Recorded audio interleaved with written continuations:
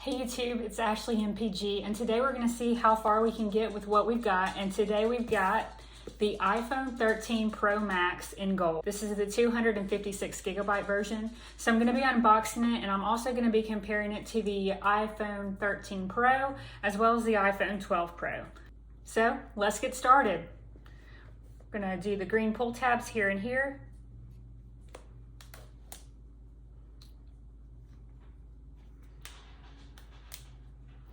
And open it up.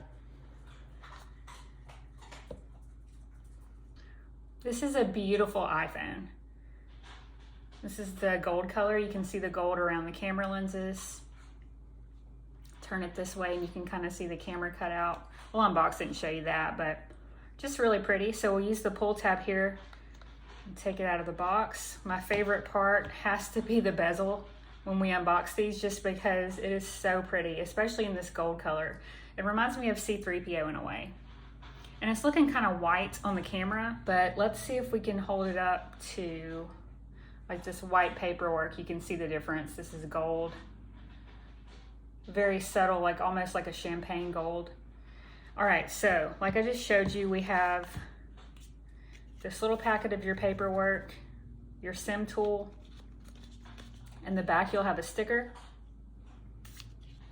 And you have your charging cable. Again, these don't come with the charging brick anymore. So if you have a recent iPhone, that won't be a problem. If you don't, then just keep that in mind when you're getting the new phone, that you're gonna need a brick to plug your cable into, or you could alternatively plug it into a computer. And I suppose you could also use MagSafe charging. And my other favorite part is taking this front cover off, indicating where your buttons are here. So we'll go ahead and pull that off. Flawless, as it should be. Okay, so we'll just take a quick tour around the phone.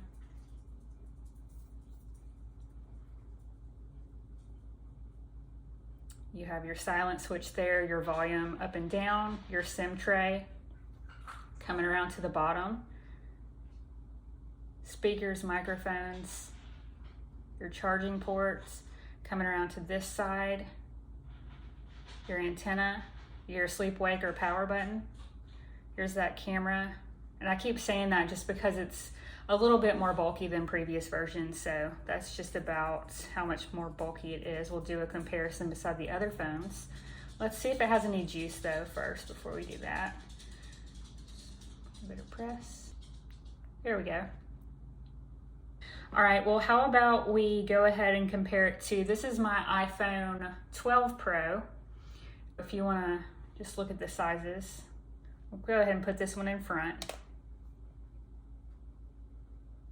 And then turning it around. So there's your size difference. You know, when you look at it this way from the Pro and the Pro Max, it's actually not that big of a difference. And the wideness of the phone, that's really where I have trouble reaching, and it's really negligible. So it's really not that much of a step up, but in terms of actual display, it is the overall big picture. So just something to keep in mind. And I have the iPhone 13 Pro here. So this will be 13 Pro sitting beside the 13 Pro Max. This is the Sierra Blue and this is the gold. You know what? I also want to show you the comparison by the new iPad mini, because I thought that would be a super fun thing to do, just because it's kind of like a joke that they're the same size. And you can see, you know, they're a lot more different than I thought they would be. I thought they would be more close in size, but you do get more real estate with your iPad mini, so that's good to know. I also wanted to show the colors on these because your iPad mini is in purple. So you have the purple mini, the gold iPhone.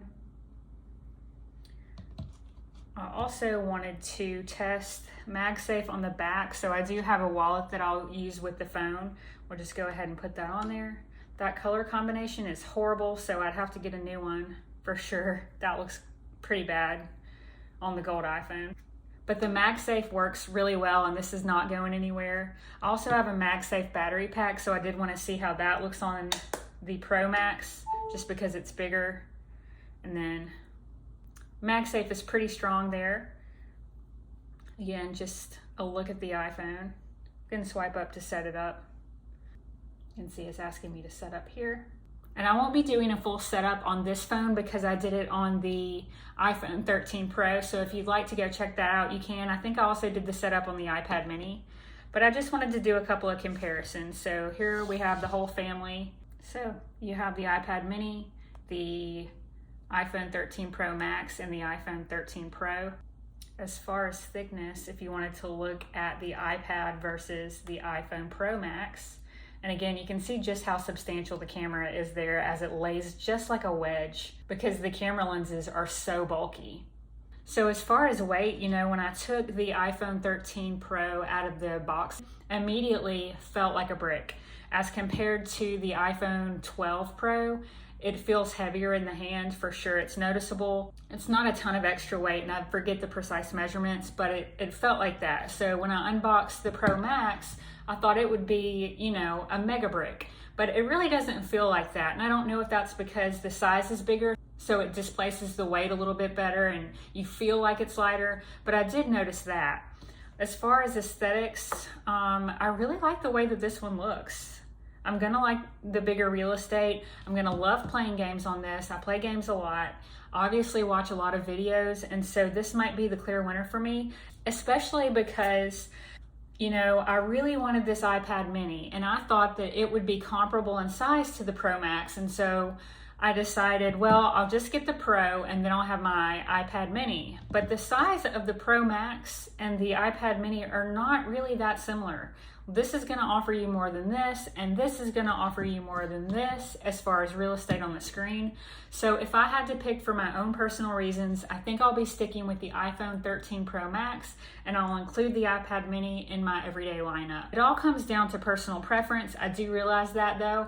And so if you're like I previously was and really thought that I would have trouble using such a large phone just one-handed, now that they've got in Safari the address bar on the bottom where you can just enter stuff there instead of on the top, and you can navigate from the bottom, I think that that's a lot easier, and that's a good selling point for me for the iPhone 13 Pro Max. However, I don't think you can go wrong with an Apple iPhone of any category at this time. My husband loves the XS Max, and at the end of the day, after you've unboxed one of these and kind of played around with it, the newness completely vanishes. You kind of forget that you have a new device. I do want to realize that I purchased something, and with the iPhone 13 Pro, yes, it has the upgraded features, but it feels like the exact same phone in my hands, and that is for a reason. It's nearly the exact same phone. So if you want a noticeable upgrade in battery, you want a noticeable upgrade in your display, more camera power as compared to like a standard iPhone 12, iPhone 13, the Pro Max I think would be the winner for me. But again, you really can't go wrong with any of these devices. All right, well, now that you've gone the distance with me, what's a few more steps? Hit like if you enjoyed the trip, and be sure to subscribe so you don't miss the next one. Thanks for watching.